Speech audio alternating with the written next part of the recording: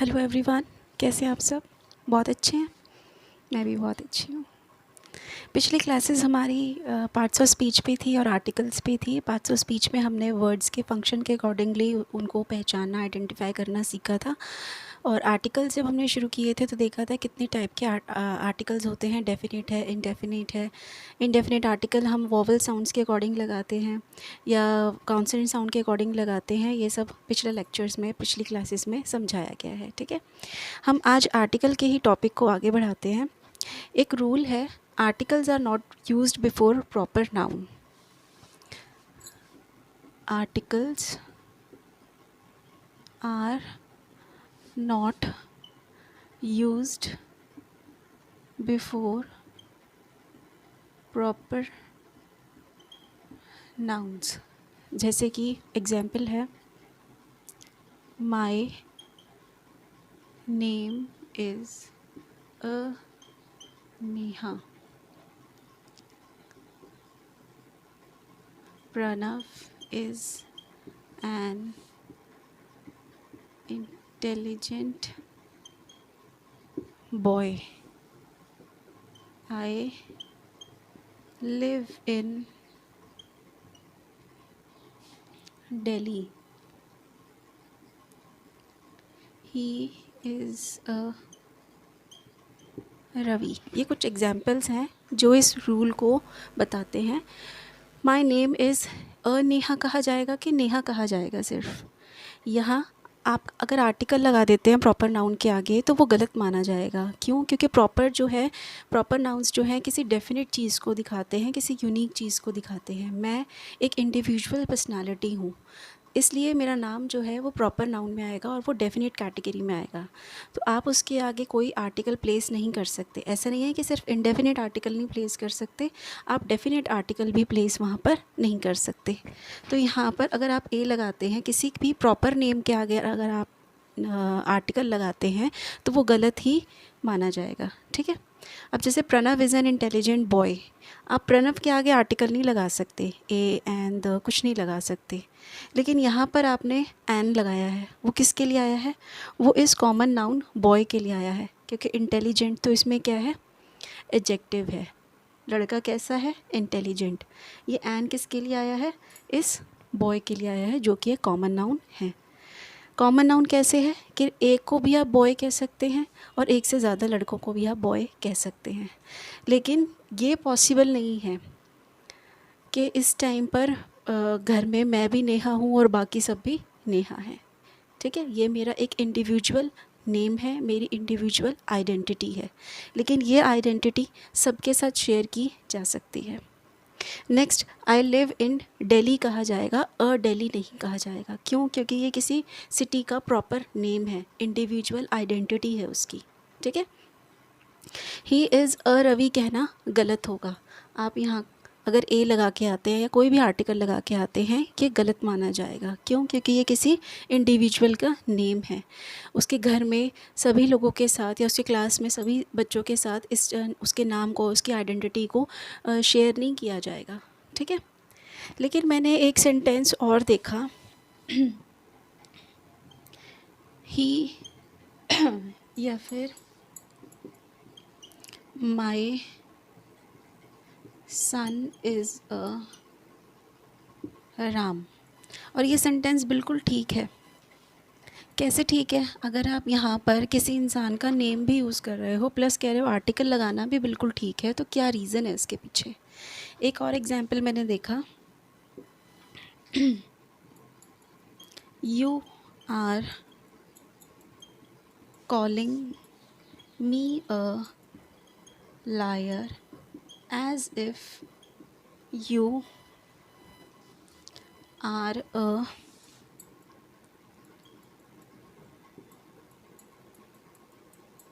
हरीश चंद्र। एक ये एग्जाम्पल भी देखा और इसमें भी किसी के नेम के आगे, हरीश चंद्र के आगे आपने ए आर्टिकल प्लेस किया है और यह सेंटेंस भी बिल्कुल ठीक है। एक सेंटेंस और देखा, कश्मीर इज़ अ स्विट्ज़रलैंड, या फिर इसको ऐसे भी लिख सकते हैं, Kashmir is the Switzerland of India. Sorry, ये नीचे वाला विजिबल नहीं है, इसको साइड में लिख देती हूँ। Kashmir is the Switzerland of India. ये विजिबल है? ओके। ये जो 3 सेंटेंसेस लिखे हैं मैंने आपके सामने, ये बिल्कुल ठीक है और ये किसी इंसान के नेम को भी दिखा रहे हैं। यहाँ राम दिखा रहे हैं, इधर हरीश चंद्र दिखा रहे हैं, इधर स्विट्ज़रलैंड दिखा रहे हैं, किसी देश का नाम है। क्या रीज़न है कि यहाँ पर आप नेहा के आगे अ लगा रहे हैं तो गलत है, और यहाँ आप राम के आगे अ लगा रहे हैं तो ये बिल्कुल ठीक है।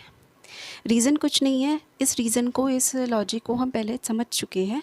जैसे कि हमने किया था a boy wants to meet you, या mister Johnson wants to meet you, miss Jennifer is calling for you.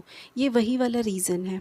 यहाँ पर आप उनके नाम को as a proper name, as a individual identity नहीं यूज़ कर रहे हैं, एज कॉमन आइडेंटिटी यूज़ कर रहे हैं। उनकी कॉमन कैरेक्टरिस्टिक्स की वजह से आप उनको कॉमनली यूज़ कर रहे हैं। ठीक है, प्रॉपर नाउन कॉमन नाउन के तरीके से यूज़ किया जा रहा है। जैसे मैंने कहा माई सन इज़ अ राम, तो मेरा बेटा राम नहीं है, मतलब कि उसका नाम राम नहीं है, उसके अंदर जो क्वालिटीज़ हैं वो राम वाली हैं कि मेरा बेटा तो राम है। अब हिंदी में आर्टिकल्स नहीं होते, इसलिए मैं अब अगर इसका ट्रांसलेशन करूँ, एक बना दूँ या कोई बना दूँ, तो शायद सेंटेंस का मीनिंग आपको नहीं आएगा। मेरा बेटा एक राम है ऐसे कह दूँ? नहीं, मेरा बेटा तो राम है। यानी कि इसका मतलब ये है कि उसका नाम भले ही राम नहीं है, लेकिन उसके अंदर जो क्वालिटीज़ हैं वो राम वाली हैं। वो एक आदर्श बच्चा, एक आदर्श बेटा है। ठीक है, यहाँ पर जो ये राम है ये प्रॉपर नाउन नहीं होके एक कॉमन नाउन की तरह बिहेव कर रहा है, अपनी क्वालिटीज़ के अकॉर्डिंगली बिहेव कर रहा है। You are calling me a liar, lie एक वर्ब है, आपने उसके अंदर ए आर जोड़ दिया तो ये क्या बन गया? एक नाउन बन गया। वर्ब में आप A R, E R, O R add करने से नाउन बना सकते हैं, ये हम पढ़ चुके हैं। As if you are a Harish Chandra, आप मुझे झूठा बुला रहे हैं जैसे कि आप हरीश चंद्र हैं। अभी इसमें ये मतलब नहीं है कि सामने वाला हरीश चंद्र है, बस इसमें ये कहने का मतलब है कि वो अपने आप को सत्यवादी इंसान समझ रहा है, कि वो मुझे तो झूठा कह रहा है और अपने आप को सच्चा बता रहा है, जैसे कि वो तो हरीश चंद्र है और वो कभी झूठ बोलता ही नहीं है।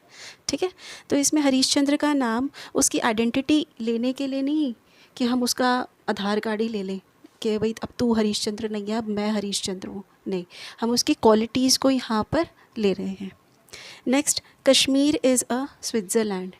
कश्मीर एक प्रॉपर नाउन है यहाँ पर, और प्रॉपर नाउन के तरीके से ही यूज़ किया हुआ है, लेकिन यहाँ स्विट्ज़रलैंड एक प्रॉपर नाउन ना होके कॉमन अपनी क्वालिटीज़ शेयर कर रहा है कि स्विट्ज़रलैंड बहुत सुंदर है, लोग घूमने जाते हैं, छुट्टियाँ मनाने जाते हैं, लोग हनीमून पे जाते हैं, तो ऐसे ही कश्मीर है, यही सारे गुण स्विट्ज़रलैंड वाले कहाँ हैं? कश्मीर में हैं। अब यही सेंटेंस मैंने दोबारा लिखा है, Kashmir is the Switzerland of India. यहाँ पर मैंने अ लगाया और यहाँ पर मैंने द लगाया है, किस रीज़न से उसको जानते हैं कि कश्मीर स्विट्ज़रलैंड जैसा है और ऐसे बहुत सारी और जगहें हो सकती हैं। ठीक है, यहाँ पर ये इंडेफिनेट है, और इंडेफिनेट मतलब कि वो चीज़ें एक से ज़्यादा हो सकती हैं। यहाँ पर द लगाने का ये मतलब है कि ये भारत का, इंडिया का एकमात्र एक ऐसी जगह है जो स्विट्ज़रलैंड जैसी है, is the Switzerland of India. भाई अभी भारत में कश्मीर ही है जो स्विट्ज़रलैंड जैसा है, दूसरा और कोई स्टेट और कोई राज्य ऐसा नहीं है। लेकिन यहाँ आप कह रहे हैं Kashmir is a Switzerland, Kashmir एक स्विट्ज़रलैंड ही है। ठीक है, यानी कि उससे ज़्यादा स्टेट्स स्विट्ज़रलैंड जैसी क्वालिटीज़ यहाँ पे रख सकती हैं। समझ में आया?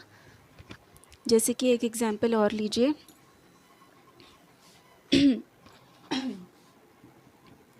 N Ambani lives in our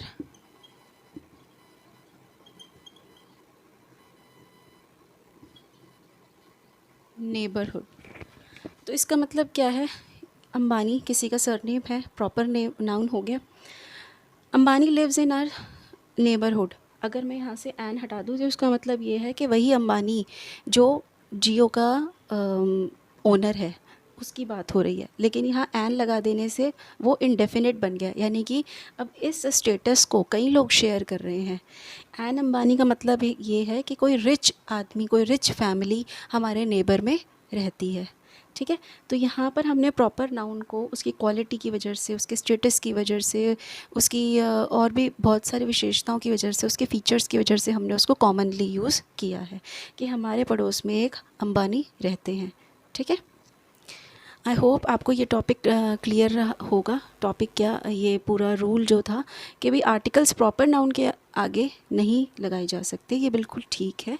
अगर आप कहीं प्रॉपर नाउन के आगे आर्टिकल देखते हैं, चाहे वो डेफिनेट हो चाहे इनडेफिनेट हो, तो इसका मतलब ये है कि आप उसकी क्वालिटीज़ को कॉमनली यूज़ कर रहे हैं और तब वो इनडेफिनेट आर्टिकल है और कॉमन नाउन की तरह बिहेव कर रहा है, ठीक है।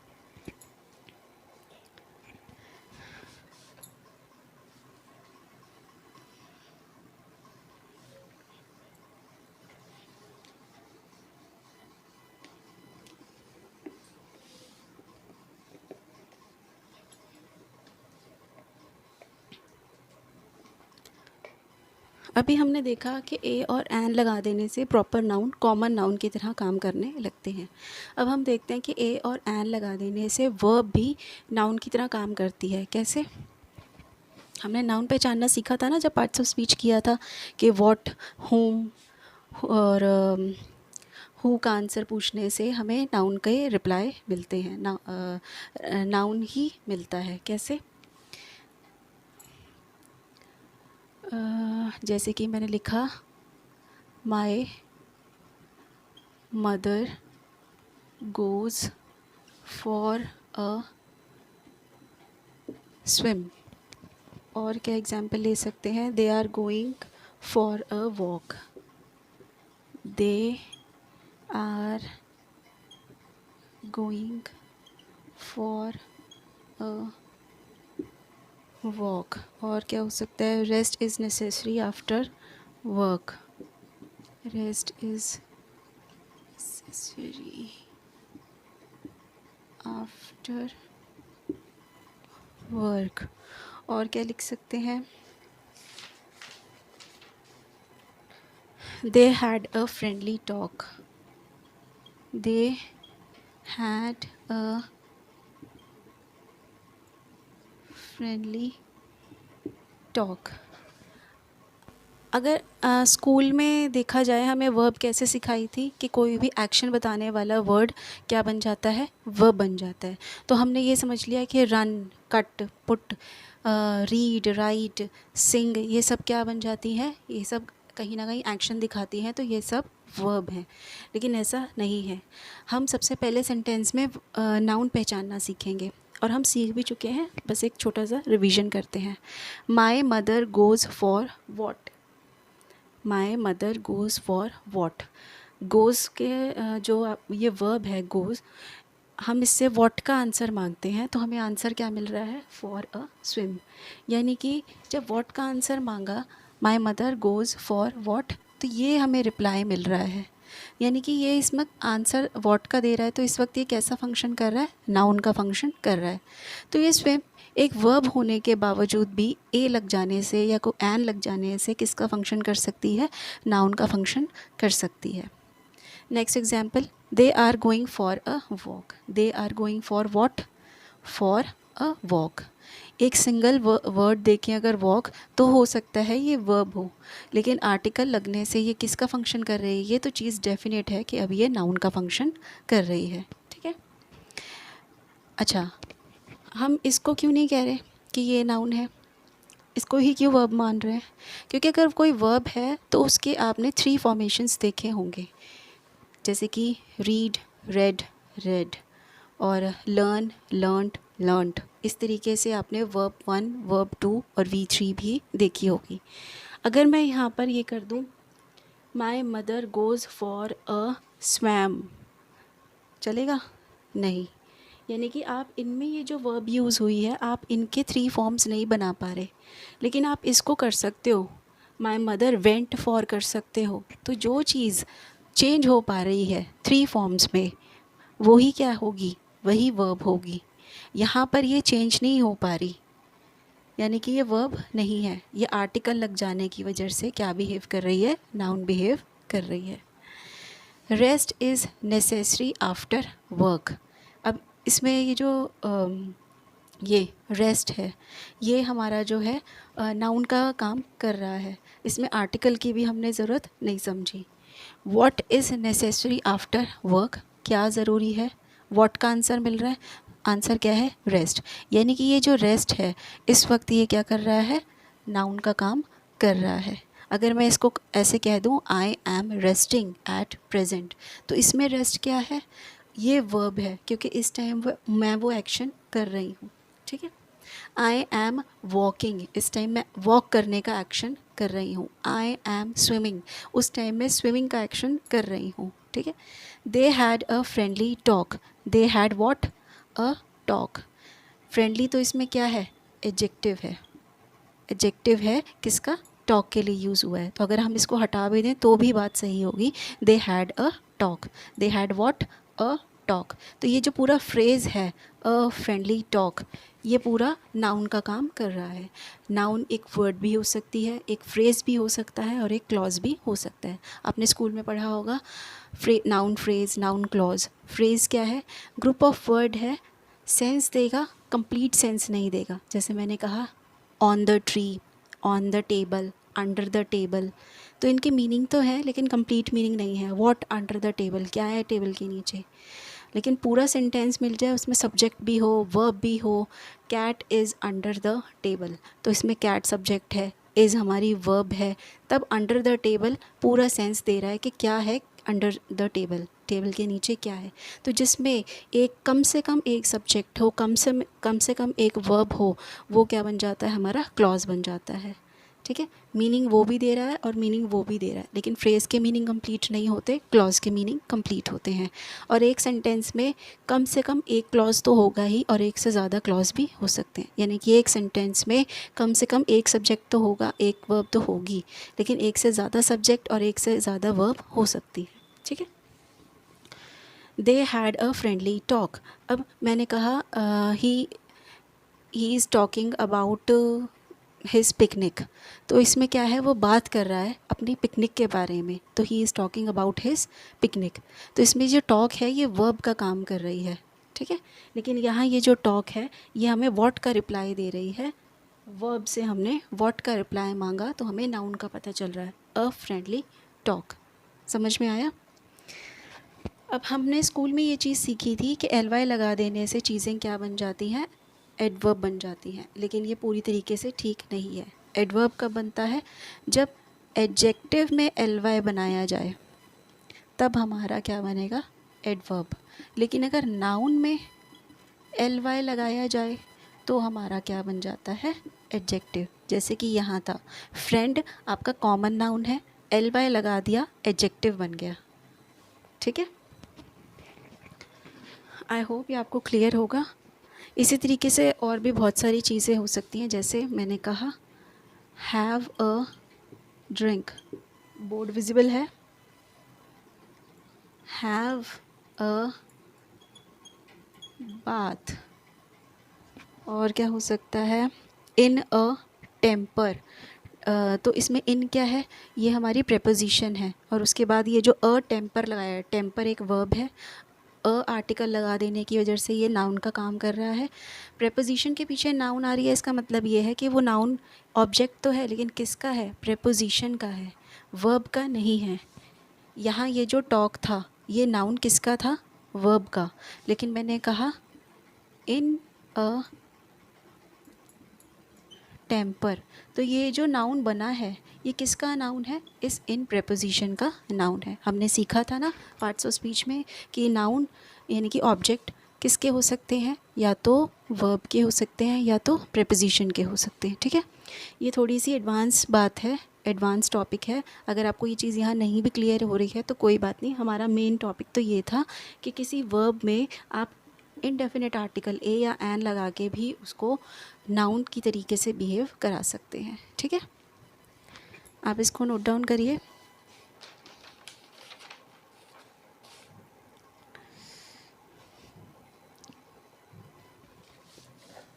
नेक्स्ट हम देखेंगे कि प्लूरल नाउन्स में हम इंडेफिनेट आर्टिकल ए या एन लगाएंगे और उनका मीनिंग भी चेंज नहीं होगा। जैसे कि मैंने लिखा 5 days journey, 6 men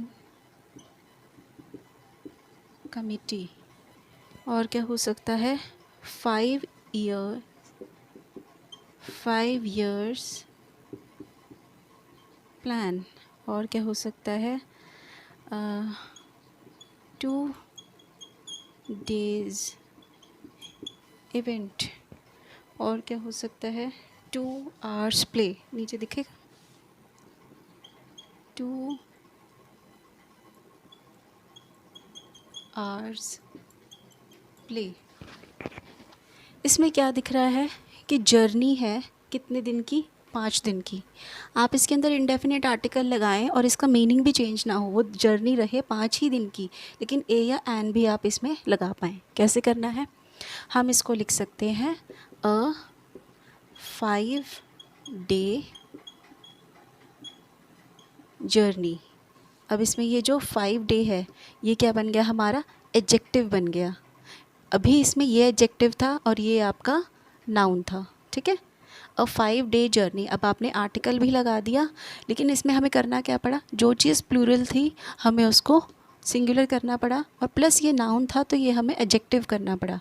अब ये जो आर्टिकल आया है ये किसके लिए आया है? जर्नी के लिए आया है। इसी तरीके से 6 men कमेटी, हम इसके अंदर भी आर्टिकल लगाएंगे और कमेटी रहेगी 6 ही लोगों की। कैसे? अ 6 man कमेटी, यानी कि अब ये जो 6 मैन है ये क्या काम फंक्शन कर रहा है? एडजेक्टिव का फंक्शन कर रहा है। नेक्स्ट 5 years प्लान, आप इसको लिख सकते हैं अ 5 year प्लान, यानी कि एक प्लान जो 5 साल का था। इसमें भी वही बात थी, 5 साल के प्लान। इसमें 2 days इवेंट, हम इसको लिख सकते हैं अ 2 day इवेंट। नेक्स्ट है 2 hours प्ले, इसको लिख सकते हैं अ 2 hour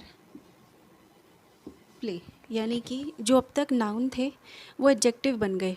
किस वजह से? इस आर्टिकल के लगने की वजह से। मैन प्लूरल था, सिंगुलर करना पड़ा और ये पूरा फ्रेज़ हमारा एडजेक्टिव बन गया।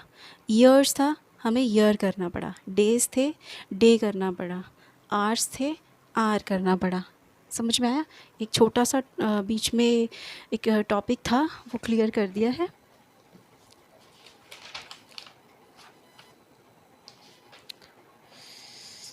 इसके बाद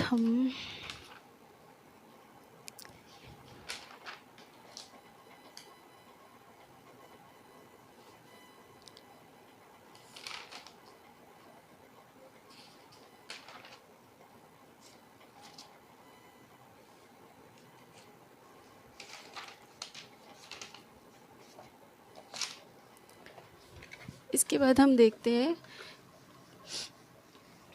कि डेज़ में या मंथ्स के नाम के आगे अगर आप आर्टिकल लगाएं तो क्या मीनिंग निकलेगा, और अगर आप आर्टिकल नहीं लगाएं तो क्या मीनिंग निकलेगा। जैसे कि मैंने लिखा she is coming on Monday, और एक और एग्जाम्पल लिखा she told me that she will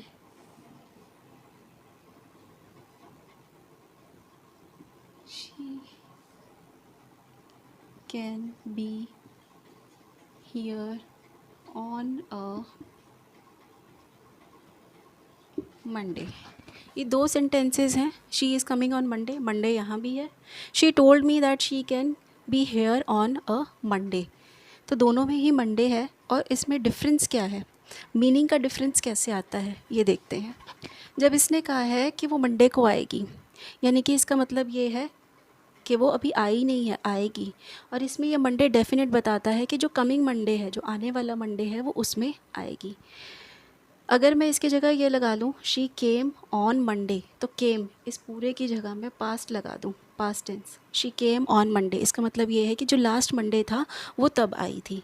तो ये जो मंडे है बिना आर्टिकल वाला, ये चीज़ों को डेफिनेट बता रहा है, यानी कि ये बता रहा है कि ये लास्ट वाला है, ये जो कमिंग वाला वीक डे था उसके बारे में बात कर रहा है।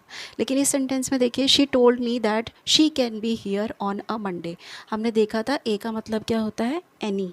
उसने कहा है कि वो यहाँ किसी मंडे को आ सकती है, यानी कि हो सकता है उसका मंडे को ही ऑफ होता हो, ठीक है, यानी कि वो मंडे को ही अवेलेबल हो सकती है। तो वो कोई भी मंडे हो सकता है, महीने में कम से कम 4 मंडे तो होते ही हैं। तो इसमें अ मंडे का मतलब है कि वो किसी भी मंडे को यहाँ पर आएगी, ठीक है। अ मंडे किसी मंथ के अगर आप आगे आप ए या एन लगाते हैं तो वो चीज़ को क्या बना देता है, वो इंडेफिनिट बना देता है। क्यों इंडेफिनिट, कैसे? मंडे अब भी प्रॉपर नेम नहीं है ना, यहाँ प्रॉपर था, यहाँ प्रॉपर नहीं है। क्यों? क्योंकि एक से ज़्यादा मंडे एक मंथ में होते हैं। तो जो चीज़ एक से ज़्यादा हो गई वो कैसा बिहेव कर रही है, कॉमन बिहेव कर रही है, ठीक है। तो वो किसी भी मंडे यहाँ पर आ सकती है, ठीक है। एक एग्जाम्पल और लेते हैं। मैंने लिखा I was born on Sunday, और लिखा I was born on a Sunday। इन दोनों में क्या डिफरेंस है? जैसे कि अभी देखा था, ये बिना ए एन वाला जो संडे है, बिना आर्टिकल वाला जो संडे है, ये चीज़ को डेफिनेट बता रहा है कि मैं पिछले संडे पैदा हुई थी। इतनी बड़ी, ऐसा लग सकता है पिछले संडे पैदा हुई थी, नहीं। तो यानी कि ये सेंटेंस अगर आपका एरर में आए तो आप आइडेंटिफाई नहीं कर पाएंगे जब तक आपको पता ना हो कि ए एन लगा देने से वो चीज़ इनडेफिनिट बन जाती है, यानी कि एक से ज़्यादा दिखाती है। यहाँ पर ये जो ए आर्टिकल लगा है, I was born on a Sunday, जैसे मुझे नहीं याद किस क्या डेट थी मेरी एनिवर्सरी की, या उनका बेटा किस दिन पैदा हुआ था, मुझे इतना याद है कि उस दिन बस संडे था, ठीक है, या उस दिन ये डे था, या उस दिन जन्माष्टमी थी, ऐसे कुछ भी चीज़ आप बता सकते हैं, ठीक है। उस टाइम बारिश हो रही थी, जैसे कि कोई इनडेफिनेट चीज़ है। तो यहाँ पर अ संडे का मतलब है कि मुझे नहीं याद ये काम डेफिनेटली कब हुआ था, लेकिन उस दिन कोई संडे पड़ा था। लेकिन इसमें सेंटेंस आपका गलत मीनिंग दे रहा है। I was born on Sunday, was बता रहा है बीती हुई बात है, तो क्या जस्ट पिछले संडे ही पैदा हुई थी? नहीं, ठीक है। तो अगर ये सेंटेंस एरर में आता है आपका, तो वहाँ पर आप इसको ए आर्टिकल लगा के ठीक कर सकते हैं। एक और example,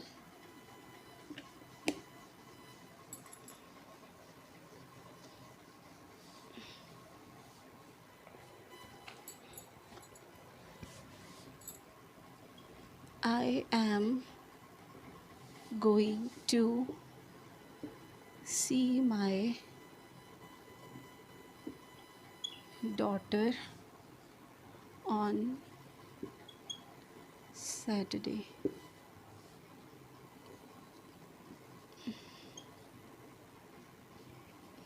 Okay, I saw Charlie on Sunday। I saw Charlie on Sunday। इसमें क्या पता चल रहा है हमें? I am going to see my daughter on Saturday. Going to see यानी कि ये अभी फ्यूचर टेंस वाला काम यहाँ पर है, अभी मिली नहीं है, मिलने वाली है अपनी बेटी से। कब? ऑन सैटरडे, यानी कि आने वाला जो सैटरडे है, कमिंग सैटरडे है, नेक्स्ट सैटरडे है, उसमें वो अपनी बेटी से मिलने वाली है। सेम यही चीज़, I saw Charlie on Sunday. So बता रहा है ये काम हो चुका है, यानी कि कब हुआ था, मैंने चार्ली कब देखा था, पिछले संडे देखा था। अब यहाँ पर अगर मैं ए संडे लगा दूँ तो इसका मतलब ये है कि जिस दिन मैं चार्ली से मिली थी, मुझे डेट तो याद नहीं है, लेकिन कोई संडे था, ठीक है। अगर मैं यहाँ सैटरडे लगा दूँ तो इसमें ये फ़िक्स नहीं है कि भी मैं अपनी बेटी से अगले ही सैटरडे मिलने वाली हूँ। महीने में 4 सैटरडे हैं, तो हो सकता है कि उस दिन मेरा ऑफ़ हो या बेटी का ऑफ़ हो, तो उसमें से हम मीटिंग अपनी डिसाइड कर सकते हैं, अपना टाइम ऑफ मीटिंग फिक्स कर सकते हैं। तो मैं तो किसी सैटरडे को ही अपनी बेटी से मिल पाऊँगी। इसमें ए लगा देने से ये चीज़ इंडेफिनिट हो जाएगी, कॉमन हो जाएगी। यहाँ सैटरडे किसी डे का प्रॉपर नेम नहीं यूज़ हो रहा, बल्कि एक से ज़्यादा बार यूज़ हो रहा है। ठीक है।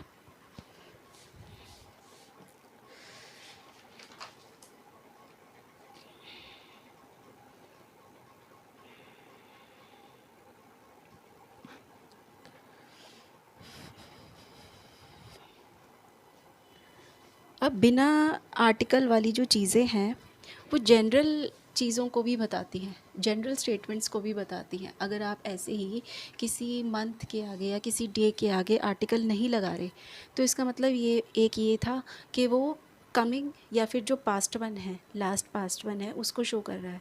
लेकिन इसका एक मीनिंग और ये भी आता है कि वो जनरल स्टेटमेंट शो कर रहा है, जैसे कि संडे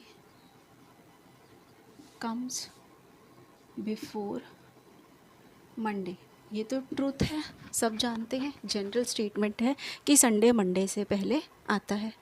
एक और लिख सकते हैं, संडे इज़ अ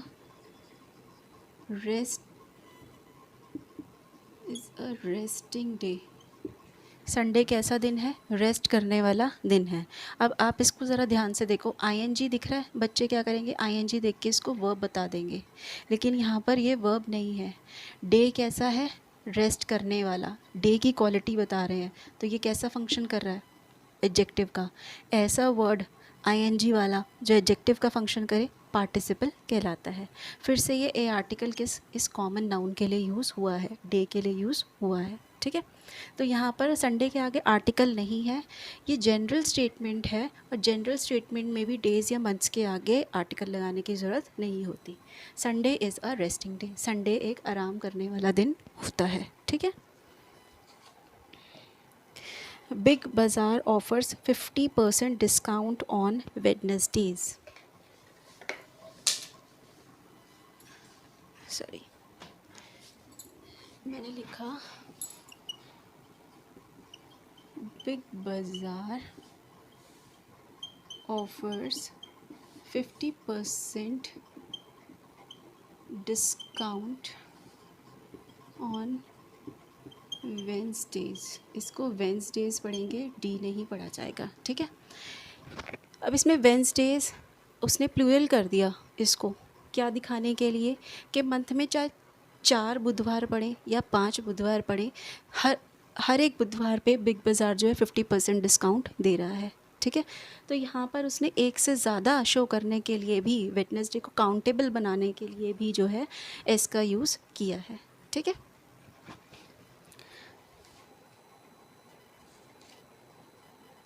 तो बिना आर्टिकल के भी आप जनरल स्टेटमेंट्स दिखा सकते हैं।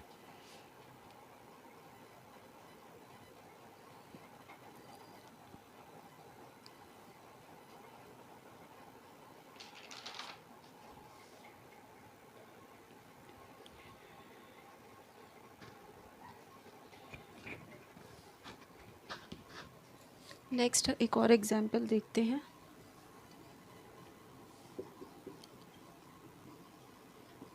द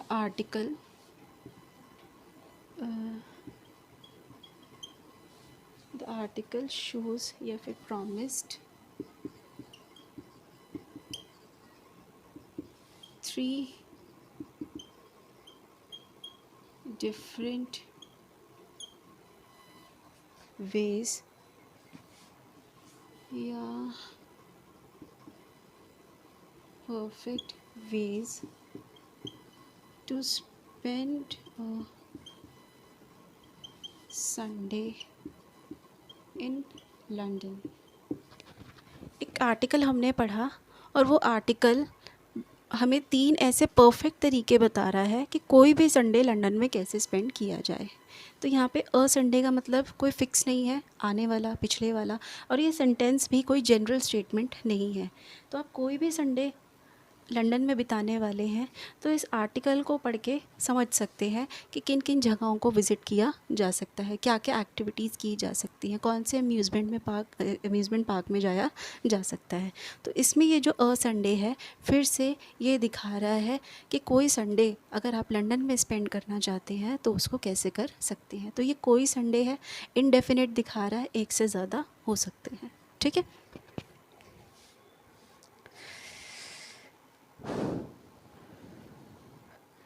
अब इसके बाद जो चीज़ है वो बहुत ही ज़्यादा अच्छी है।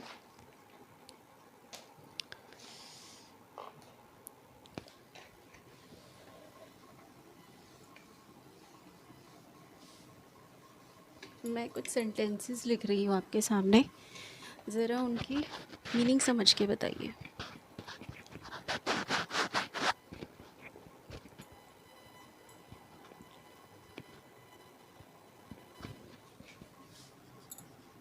She speaks English fluently और she is an English। ये दो सेंटेंसेस हैं, इनको पढ़ के बताइए कि इनमें क्या डिफरेंस है। शी स्पीक्स इंग्लिश फ्लुएंटली, इसका मतलब क्या आ रहा है कि वो इंग्लिश भाषा बहुत अच्छे से बोल पाती है, बिना किसी हेजिटेशन के, बिना किसी कन्फ्यूजन के वो इंग्लिश बोल पाती है। और नेक्स्ट सेंटेंस क्या कह रहा है, शी इज़ एन इंग्लिश। तो यहाँ भी इंग्लिश था और यहाँ भी इंग्लिश था, ये बिना आर्टिकल वाला और ये आर्टिकल वाला, क्या डिफरेंस बता रहा है। ये जो बिना आर्टिकल वाला इंग्लिश है ये आपको वहाँ के वहाँ की लैंग्वेज के बारे में बता रहा है, इंग्लैंड की लैंग्वेज के बारे में बता रहा है। बिना आर्टिकल वाला अगर कोई आपको लैंग्वेज वर्ड दिख रहा है तो वो लैंग्वेज को ही डिनोट कर रहा है, लैंग्वेज को ही बता रहा है।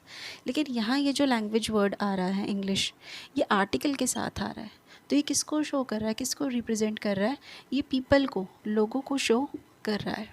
ऐसी बहुत सारी कंट्रीज़ हैं जहाँ पर लैंग्वेज को भी वही वर्ड से कहा जाता है जैसे कि लोगों को कहा जाता है। जैसे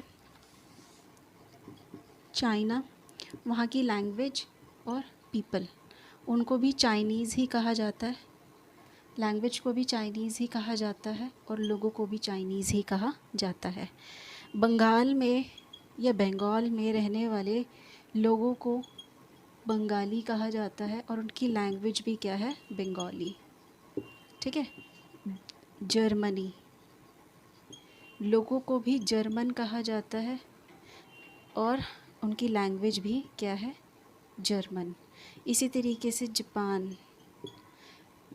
लोगों को भी जापानीज़ कहा जाता है और लैंग्वेज को भी जापानीज़ कहा जाता है। ठीक है।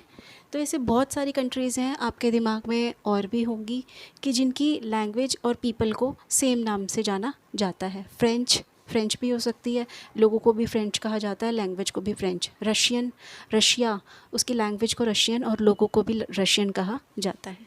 तो जब कोई लैंग्वेज वर्ड, कोई लैंग्वेज का नेम आपको आर्टिकल के साथ दिखाई दे तो वो उस टाइम क्या शो कर रहा है, लोगों को शो कर रहा है।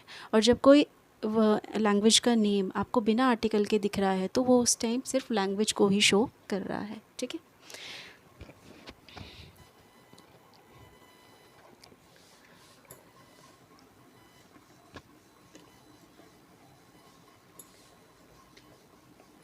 जैसे कि एक एग्जांपल और देखिए, it is difficult to learn Chinese. It is difficult to learn Chinese. और एक एग्जांपल है, ही इज़ अ चाइनीज़। यहाँ पर भी आपको चाइनीज़ दिखाई दे रहा है और यहाँ पर भी, ये बिना आर्टिकल वाला है, ये आर्टिकल वाला है। अभी हमने पिछले स्टेटमेंट में देखा, it is difficult to learn Chinese. आप लोगों को सीखना चाहते हैं कि भाषा को सीखना चाहते हैं, भाषा को सीखना चाहते हैं, भाषा को लर्न करना चाहते हैं। तो यहाँ बिना आर्टिकल वाला क्या बता रहा है आपको, लैंग्वेज। और वो लैंग्वेज है, वो चाइनीज़ लैंग्वेज है या वो चाइना का रहने वाला है, वो चाइना का रहने वाला है। तो ए आर्टिकल आ जाने की वजह से ये किसको शो कर रहे हैं, पीपल को शो कर रहे हैं। ठीक है।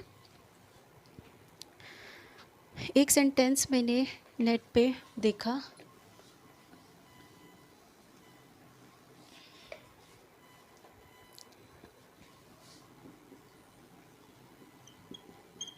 ये किसी बुक का नाम है, I don't know how to pronounce it, लेकिन इसका सेंटेंस मुझे ये देखने को मिला, ये किसी बुक का नेम है, उसके नीचे ये लिखा था द सीक्रेट, क्या लिखा, the Japanese secret to a long life, secret to a long and happy life. ये एक बुक का नेम है, कोई जापानीज़ राइटर ने लिखी होगी, कोई जापानीज़ बुक है। इसमें इस वर्ड को कैसे प्रोनाउंस करना है ये मैंने चेक भी नहीं किया, मेरा ध्यान सिर्फ यहाँ गया, the Japanese secret to a long and a happy life. हो सकता है इस बुक में इसके बारे में बताया गया हो। अब आप यहाँ पर देखिए, जापानीज़ ये लैंग्वेज को बता रहा है कि भाषा का क्या सीक्रेट है। भाषा का सीक्रेट हमें एक खुशहाल लंबी ज़िंदगी के बारे में बताएगा, नहीं, ये लोगों का सीक्रेट है कि एक लाइफ हमारी कैसी हो, लॉन्ग हो, खुशहाल हो, लंबी हो और खुशहाल हो। यानी कि ये जो द जापानीज़ है ये किसको शो कर रहा है, ये पीपल को शो कर रहा है। ठीक है। आप भी जब ये सारे रूल्स सीख जाएंगे तो कोई सेंटेंस आएगा आप ऑटोमेटिकली पार्सिंग करना सीख जाएंगे। पार्सिंग मतलब कि हमने सीखा था ना, मतलब कि बाल की खाल निकालना, नहीं, बाल की खाल निकालना नहीं, ये जो कर रही हूँ मैं, इसका ये मतलब है कि आपको फंक्शन के अकॉर्डिंग जज करना है कि वर्ड यानी कि स्पीच क्या काम कर रही है। द आर्टिकल लगने से जो जापानीज़ लैंग्वेज थी वो अब वहाँ की लोगों को रिप्रेजेंट कर रही है। ठीक है। अच्छा, ऐसा उसमें खाली ये नहीं है कि सिर्फ इस भाषा में ही है, ये हमारी हिंदी भाषा में भी है। स्कूल में हम एक गाना गाते थे, सारे जहाँ से अच्छा हिंदुस्तां हमारा, उसमें एक लाइन थी, हिंदी है हम वतन है। तो इसमें जो हिंदी है हम क्या है, हिंदी, और हिंदी बोलते भी हैं, यानी कि हिंदी भाषा भी है और हम हिंदी भाषी लोग भी हैं। लोग, यहाँ के लोगों को भी हिंदी कहा जा सकता है, जैसे कि इस लाइन में कहा गया, हिंदी है हम वतन है हिंदुस्तां हमारा। यानी कि इसमें जो हिंदी है भाषा को नहीं कहा गया, बल्कि हिंदी भाषा बोलने वाले लोगों को कहा गया। ठीक है।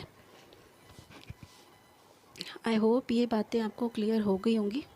और वीडियो मोर देन 40 मिनट्स की हो गई है, अभी बहुत सारा जो है बताना बाकी है, इसके आगे हम नेक्स्ट क्लास में कंटिन्यू करेंगे। आप इसको रिवाइज़ कीजिए, इसके नोट्स बनाइए, हैंड रिटन नोट्स बनाइए, बार बार कह रही हूँ, चीज़ें आपको याद रहेंगी, अदरवाइज़ सब कुछ उड़ जाएगा। ठीक है। अच्छा, अब मेन बात, अगर आपको वीडियो अच्छी लग रही है, आपकी नॉलेज में कुछ ऐड ऑन हो रहा है, तो प्लीज़ आप इसको लाइक करें, इसको शेयर करें और चैनल को सब्सक्राइब ज़रूर करें। ठीक है। Thank you.